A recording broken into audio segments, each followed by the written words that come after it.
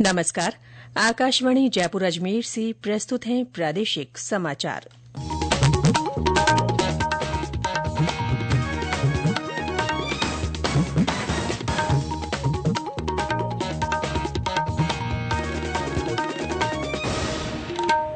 मुख्य समाचार।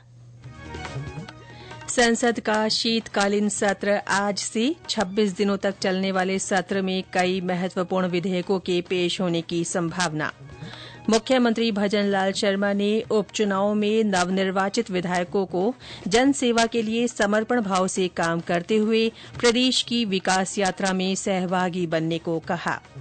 प्रधानमंत्री नरेंद्र मोदी आज भारत मंडपम में अंतर्राष्ट्रीय सहकारिता गठबंधन के वैश्विक सहकारिता सम्मेलन का उद्घाटन करेंगे।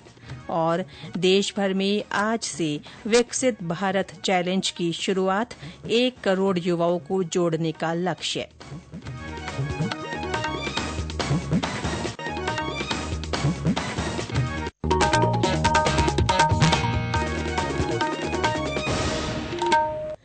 समाचारों के साथ मैं रितिका गुप्ता। और अब समाचार विस्तार से। संसद का शीतकालीन सत्र आज से शुरू हो रहा है। 26 दिनों तक चलने वाले इस सत्र में 19 बैठकें होंगी। इस दौरान कई महत्वपूर्ण विधेयक पेश होने की संभावना है। हालांकि कल 26 नवंबर को संविधान दिवस के अवसर पर संसद की बैठक नहीं होगी। संविधान दिवस पर मुख्य कार्यक्रम संविधान सदन के केंद्रीय कक्ष में होगा, जहां 26 नवंबर 1949 को संविधान को अंगीकार किया गया था। इससे पहले कल नई दिल्ली में सरकार ने संसद के दोनों सदनों का सुचारू रूप से संचालन सुनिश्चित करने के संबंध में विचार विमर्श के लिए सर्वदलीय बैठक बुलाई। बैठक के बाद संवाददाताओं से बातचीत करते हुए संसदीय कार्य मंत्री किरेन रिजिजू ने कहा कि सत्र के दौरान सरकार संसद में किसी भी मुद्दे पर चर्चा के लिए तैयार है। उन्होंने विपक्षी दलों से सदन के सुचारू रूप से संचालन में सहयोग करने की अपील की।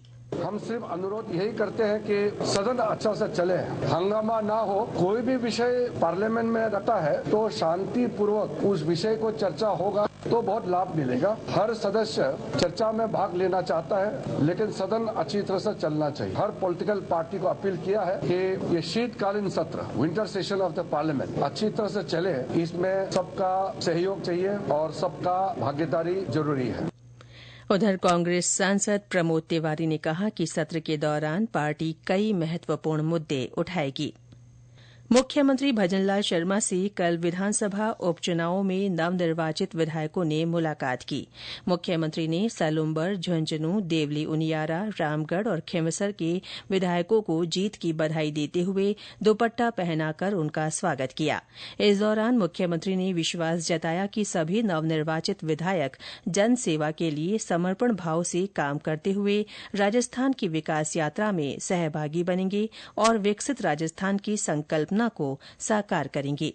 इस अवसर पर उप मुख्यमंत्री डॉ प्रेमचंद बैरवा, भाजपा प्रदेश अध्यक्ष मदन राठौड़, राज्य मंत्रिपरिषद के सदस्य, विधायकगण और जनप्रतिनिधि मौजूद रहे।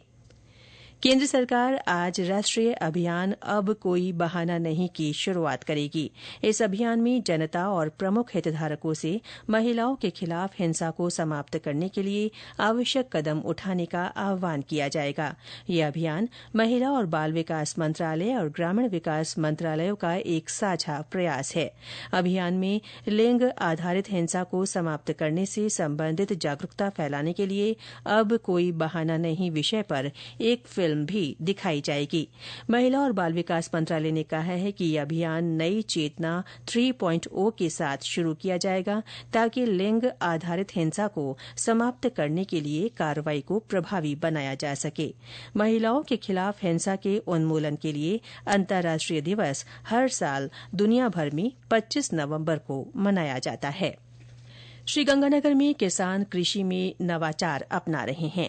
जिले के महियावाली के किसान हरीश चंद्र कासनिया ने पारंपरिक खेती के स्थान पर नर्सरी पौध व्यवसाय में सफलता हासिल की है।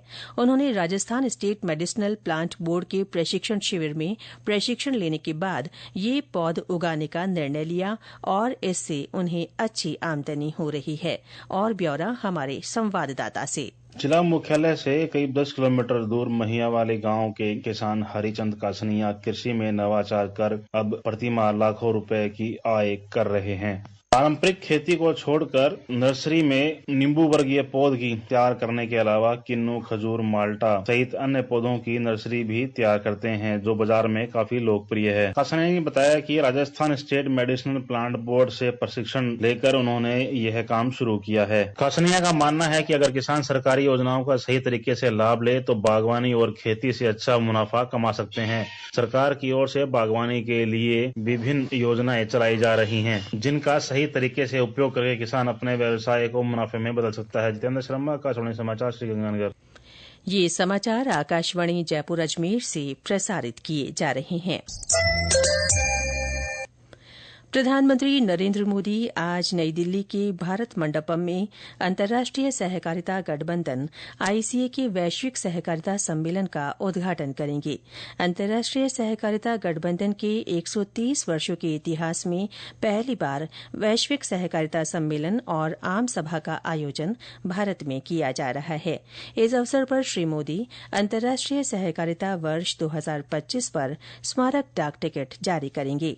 इस सम्मेलन में भूटान के प्रधानमंत्री दाशो शेरिंग तोब्गे और फिजी के उप प्रधानमंत्री मनोआ कामिका भी शामिल होंगे।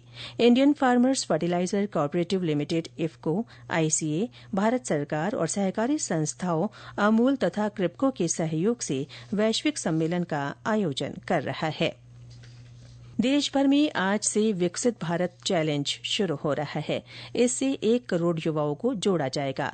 इस चैलेंज का पहला चरण आज से 5 दिसंबर तक राष्ट्रव्यापी डिजिटल क्विज के रूप में आयोजित होगा। ये क्विज माय भारत प्लेटफॉर्म पर होगी। इसमें 15 से 29 वर्ष आयु वर्ग के प्रतिभागी हिस्सा ले सकते हैं। दूसरे चरण में निबंध और ब्लॉग लेखन प्रतियोगिता होगी। तीसरे चरण में प्रतिभागी अपने राज्य स्तर पर चुने हुए विषयों पर विचार प्रस्तुत करेंगे। चौथे और अंतिम चरण में 11 और 12 जनवरी 2025 को नई दिल्ली के भारत मंडपम में विभिन्न राज्य स्तरीय टीमें राष्ट्रीय चैंपियनशिप में हिस्सा लेंगी। देश भर से चुने हुए 3000 युवाओं को 12 जनवरी को राष्ट्रीय युवा दिवस के अवसर पर प्रधानमंत्री नरेंद्र मोदी से रूबरू होने का मौका भी मिलेगा। राजस्थान लोक सेवा आयोग आरपीएससी में सहायक आचार्य प्रतियोगी परीक्षा 2023 के हिन्दी विषय के 214 पदों के लिए तीसरे चरण के साक्षात्कार आज से हो रहे हैं। ये साक्षात्कार 29 नवंबर तक चलेंगे। अभ्यर्थियों के साक्षात्कार पत्र आयोग की वेबसाइट पर अपलोड कर दिए गए हैं।